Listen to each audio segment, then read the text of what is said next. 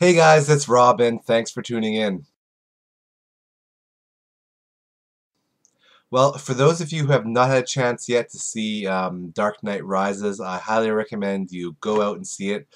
In fact, I did a almost 8-minute review of the film here on the blog's YouTube channel. I'll throw the link down in the show notes, and you can check that out. Great movie. Long and short of it is not quite as good as the previous movie, mostly because of Heath Ledger's performance as a Joker, but I would say better than the movie before with Liam Neeson. Um, I guess almost 3 weeks ago now, we had a blog party, and that's not when we all blog together, but everyone from the blog got together, we broke some bread, we played some games, and we talked a little bit about the future of the blog and what we'd be doing and that sort of thing. One of the things that came out of that was that we really wanted to focus on content and to kind of say that we're going to have something new every day. So we're trying this out. Hopefully this is going to work. We're going to always have something new on the blog every day. It won't always be original content. Sometimes it might be just posting a funny picture that we saw or a YouTube video or something cool. Some days it might just be like a wallpaper like I do on the weekends. But there'll always be something on the blog every day that is new. So definitely continue to check out the blog. Maybe check it out a little more regular than you would before, because now we're posting stuff much more regularly. Alright, today's Geek Girl is... That's right, Natalie Portman. Besides the clearly obvious thing is that she was Luke and Leia's mom in the Star Wars trilogy, she has a pretty big, I would say, geek resume. V for Vendetta, she was, of course, Evie Hammond. She was in the first Thor movie as Jane Foster and will be in the new one, Dark World, coming out next summer. So a big geek resume. Besides the fact that she's actually done things like that, she's also incredibly smart herself.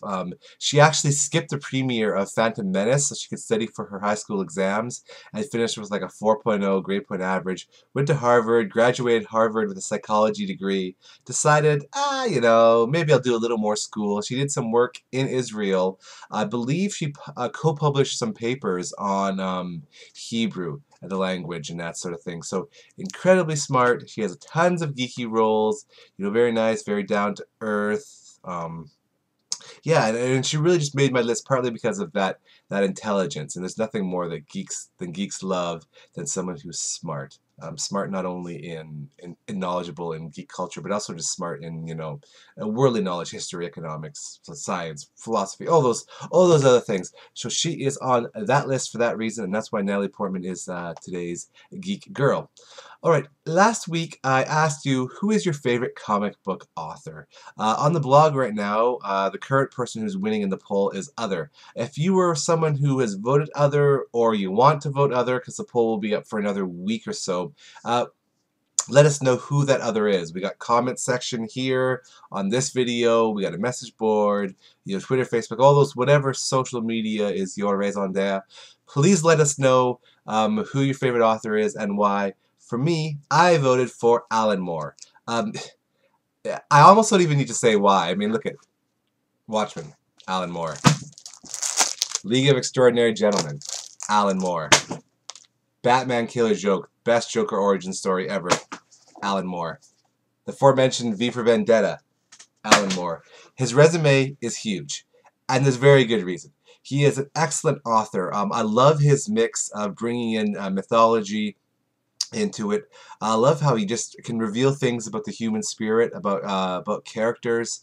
I mean, in Killer Joke, Batman and Joker have some great revelations about their relationship.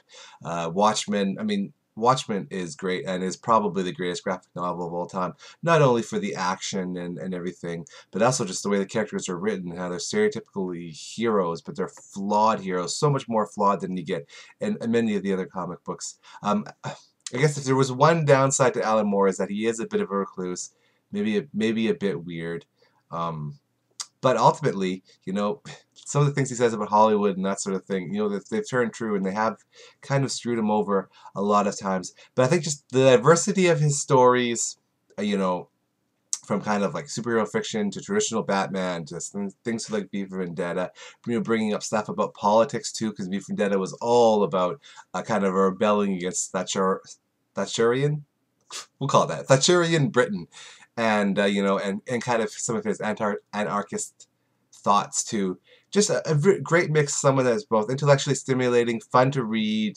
He always seems to find some really great artists to work with too. So Alan Moore is my favorite graphic or comic book writer. All right, well, until next week, so say we all.